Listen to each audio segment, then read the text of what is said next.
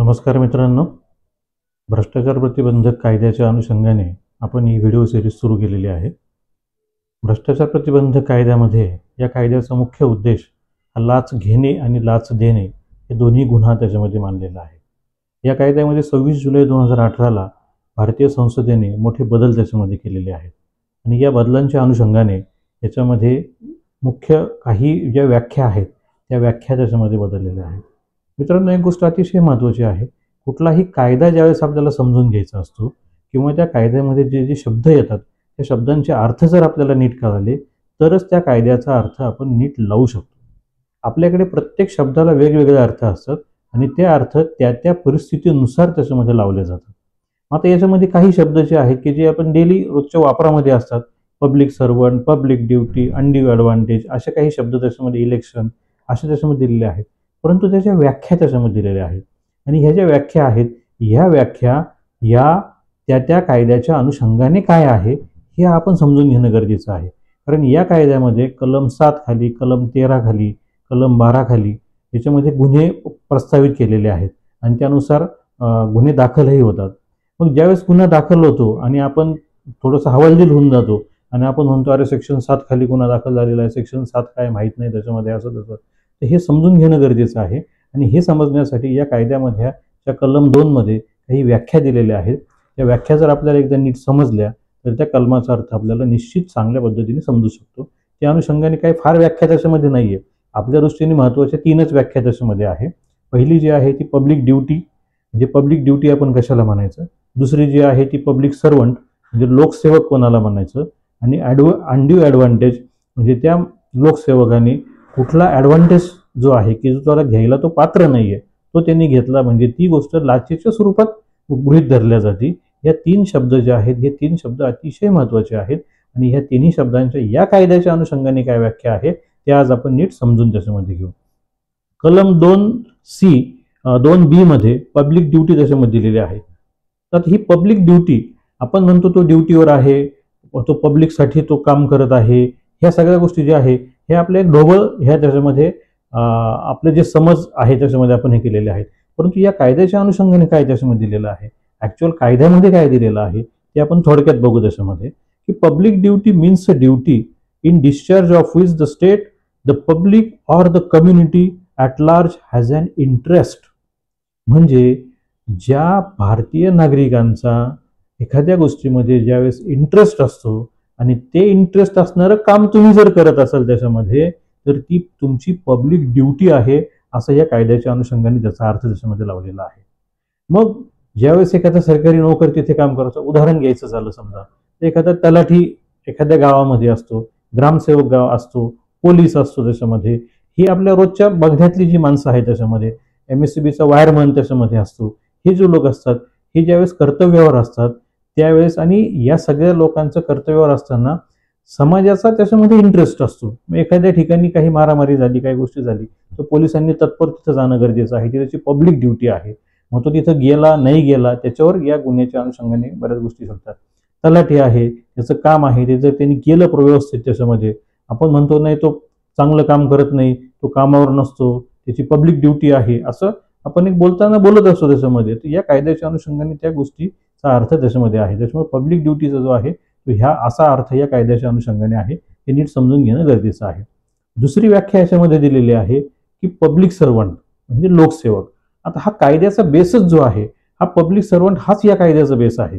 आता याच्यामध्ये अजून एक 26 जुलै 2018ला भारतीय संसदेने या कायद्यामध्ये ज्यावेळेस संशोधन केलं त्याच्यामध्ये कलम 7A हा एक नवीन त्याच्यामध्ये आणलेला आहे आणि आता याच्यामध्ये खाजगी इसम जे आहे की जे सरकारी नोकर नाही आहेत ते सुद्धा या कायद्याच्या अंतर्गत त्याच्यामध्ये आणलेले आहेत। ते काय आहेत आपण ते नेक्स्ट व्हिडिओ त्याचा बनवणार आहे, त्याच्यामध्ये त्या गोष्टी मी तुम्हाला सविस्तर सांगणारच आहे। परंतु पब्लिक सर्वंट म्हणजे लोकसेवक, मग आता लोकसेवकाच्या या कायद्यामध्ये टोटल 12 कॅटेगरीज जे आहे त्या 12 कॅटेगरीज सेक्शन 2C मध्ये त्याच्यामध्ये दिलेल्या आहेत।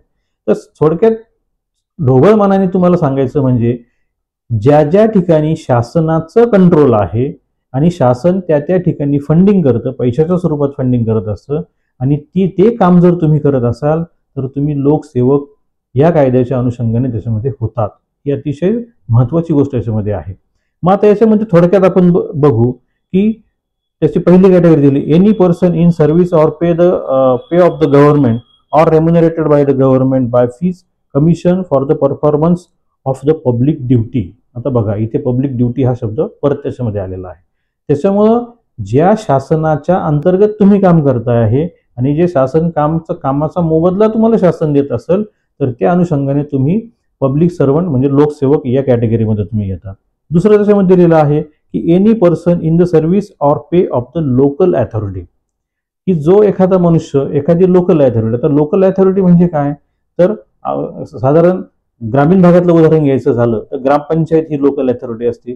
थोडंसं मध्यम शहर घेतलं तर नगरपालिका त्याच्यामध्ये असते. मोठ्या ठिकाणी गेलं तर महानगरपालिका असते.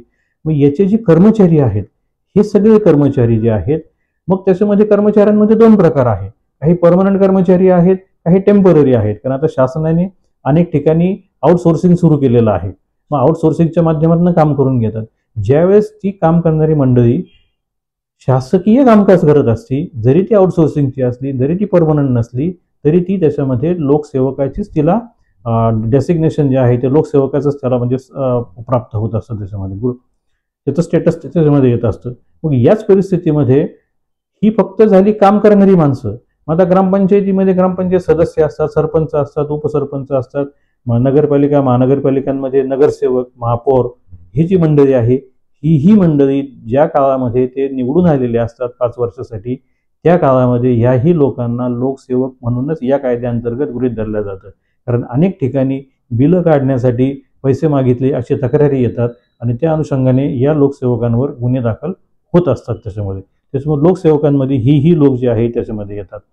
याची पुढची कॅटेगरी त्याच्यामध्ये अशी दिलेली आहे की न्याय व्यवस्थेमध्ये काम करणारी जी काही मंडळी आहे, ज्याच्यामध्ये न्यायाधीश महोदय असतील, सगळे त्या कोर्टाचा स्टाफ असेल, सगळ्या गोष्टी ज्या असतील, हे जे काम करणारे आहे, शेवटी यांचा जो पगार आहे हे शासन करत असतं. त्याच्यामुळे याही लोकांना लोकसेवकाचाच दर्जा त्याच्यामध्ये दिलेला आहे. त्याचबरोबर पुढची कॅटेगरी त्याच्यामध्ये दिलेली अशी आहे की न्याय व्यवस्था समाजाचं काम करण्यासाठी काही लोकांच्या नेमणुका करत त्याच्यामध्ये असतात. मग त्याच्यामध्ये त्यांनी असं दिलेलं आहे की any person authorise by the court of justice to perform any duty in connection with the administration of justice including as a liquidator, receiver or the commissioner appointed by such court. आता न्यायालयामध्ये अनेक प्रकरणं असतात. काहींची प्रॉपर्टीची देखभाल करण्यासाठी न्यायालय receiver म्हणून नेमत असतं. काही संस्था अवसायात गेलेल्या असतात, त्याच्यामुळे लिक्विडेटरची नेमणूक त्याच्यामध्ये केलेली असते. काही ठिकाणी घटनास्थळाची परिस्थिती काय आहे ती रेकॉर्डवर आणण्यासाठी कोर्ट कमिशनरची नेमणूक केली जाते. ही सर्व मंडळी ते काम करत असताना त्यांना लोकसेवकाचाच दर्जा असतो. त्याच्यामुळे हेही लोकसेवकामध्ये त्याच्यामध्ये येतात. काही आता नवीन आर्बिट्रेटर्सचे नवीन प्रकरणं आता बऱ्याच ठिकाणी आर्बिट्रेटर अपॉइंट केलेले आहेत. ही मंडळी जी आहे ही लोकसेवकच्या कॅटेगरीमध्येच त्याच्यामध्ये येत असते. त्याच्यानंतर काही जसं मगाशी मी बोललो की इलेक्शनचं जे काम असतं ते इलेक्शनचं काम करत असताना शासकीय कर्मचारी आणि आउटसोर्सिंगचे जे कर्मचारी असतात तेही लोकसेवकच असतात. अगदी साधं उदाहरण तुम्हाला द्यायचं झालं तर ज्यावेळेस इलेक्शनचं कंट्रोल ठेवण्यासाठी काही कॅमेरामन अपॉइंट्स केले जातात. त्याच्यामध्ये ही जे कॅमेरामन काम करत असतात, प्रत्येक सभा जी असते ती सभा रेकॉर्ड करण्याचं काम असतं, त्या क्षणाला ह्याही लोकांना लोकसेवकाचाच दर्जा त्याच्यामध्ये दिलेला असतो. म्हणजे थोडक्यात शासनाचं काम करण्यासाठी तुम्ही 2 पैसे घेणार आहात आणि ज्यावेळेस तुम्ही ते काम करत असता त्यावेळेस तुम्हाला लोकसेवकाचाच दर्जा असतो. त्याच्यामुळे ही सर्व मंडळी जी आहे ही लोकसेवकाच्याच कॅपॅसिटीमध्ये येते. त्याचबरोबर या कायद्याची व्याप्ती अजून मोठी आहे की शिक्षण संस्था ज्या असतात त्या शिक्षण संस्थांमधले शिक्षक असतील, नॉन टीचिंग स्टाफ असेल, प्राध्यापक असतील, त्यांचे चान्सलर्स असतील, व्हाईस चान्सलर्स असतील विद्यापीठाची, ही जी काही सर्व मंडळी आहे ही सर्व मंडळी सुद्धा लोकसेवकाच्याच कॅपॅसिटीमध्ये त्याच्यामध्ये काम करत असते. त्याच्यामुळे ह्या गोष्टी ज्या आहे ह्या नीट समजून घेणं गरजेचं आहे. कारण ह्या पब्लिक सर्वंट जर आपल्याला कळालं नेमकं कशाला म्हणतात, कारण हे समजणं का गरजेचं आहे की या कायद्याअंतर्गत जर गुन्हा दाखल झाला आणि जर तुम्हाला कलम 7 खाली जर तुमच्यावर चार्ज ठेवलेला असेल तर तुम्ही जर या कुठल्याही कॅटेगरीमध्ये जर बसत नसाल तर या कायद्याअंतर्गत तुमच्या विरुद्ध गुन्हाच होऊ शकत नाही. त्याच्यामुळे पब्लिक सर्वंट हे समजून घेणं फार गरजेचं आहे. त्याच्यामुळे ह्याची व्याख्या जी आहे ती अतिशय मोठी आहे. आता या कायद्यामध्ये एक शेवटची महत्त्वाची व्याख्या जी आहे ती आपल्यासाठी महत्त्वाची आहे की नेमकं लाच घेणं म्हणजे काय आणि लाच कशाला मानायचं. तर याची जी व्याख्या आहे त्याच्यामध्ये 26 जुलै 2018ला या कायद्यामध्ये दुरुस्तीनंतर आता त्याच्यामध्ये शब्द आलेला आहे अनड्यू ॲडव्हान्टेज. आता तो जो त्याच्यामध्ये गेला सेक्शन 2D मध्ये दिलेला आहे की undue advantage means any gratification what ever other than legal remuneration. याचा अर्थ असा आहे की एखादा शासकीय कर्मचाऱ्याला त्याला मिळणारे जे लाभ आहे किंवा त्याला मिळणारा जो अधिकृत घेणं जे आहे त्याच्या व्यतिरिक्त जर त्यांनी काही त्याच्यामध्ये घेतलं असेल तर ती अनड्यू ॲडव्हान्टेज होऊ शकतो, की लाचेच्या स्वरूपात त्याचं स्वरूप त्या रकमेला लाच म्हणून संबोधलं जाऊ शकतं। शब्द मी परत एकदा सांगतो की undue advantage means any gratification what ever other than legal remuneration, म्हणजे कायदेशीर देय घेणं रकमे व्यतिरिक्त जी काही तुम्ही गोष्ट घ्याल ती त्याच्यामध्ये अनड्यू ॲडव्हान्टेज म्हणतात। या कायद्यामध्ये त्यांनी एक्सप्लेनेशन दिलेलं आहे। एक्सप्लेनेशन हा त्याचाच भाग आहे। For the purpose of this clause the word gratification is not limited to pecuniary gratification or to the gratifications estimable in money. याचा अर्थ असा आहे की कायदेशीर घेण्याव्यतिरिक्त जर तुम्ही एखादी गोष्ट घेतली ती फक्त पैशाच्याच स्वरूपात पाहिजे असं नाहीये, ती एखाद्या वस्तूच्या स्वरूपात असेल, एखाद्या सेवेच्या स्वरूपात असेल। उदाहरण द्यायचं झालं तुम्हाला तर काही लोकांना फॉरेन टूर्स स्पॉन्सर केल्या जातात। ही फॉरेन टूर जी आहे ही अनड्यू ॲडव्हान्टेज मध्ये, कारण हे तुम्हाला अधिकृत नाहीये तुम्ही त्या गोष्टी घ्यायला तिथे। एखाद्याने तुम्हाला काही गिफ्ट दिलं, एखाद्या सोन्याची काही अंगठी दिली, काही दुसरं काही ऑर्नामेंट त्याच्यामध्ये दिलं, एखादी काही दुसरी वस्तू दिली, टीव्ही, फ्रीज, वॉशिंग मशीन, काही असेल ते स्वरूप त्याचं ते दिलं असेल तिथे। अगदी साधं सांगायचं झालं तर मध्यंतरी एक दारूच्या बाटलीवरून ट्रॅप झालेला आहे की दारूची बाटली सुद्धा लाच म्हणून गृहीत धरली गेलेली आहे। त्याच्यामुळे अनड्यू ॲडव्हान्टेजमध्ये ह्या सगळ्या गोष्टी त्याच्यामध्ये आलेल्या आहेत।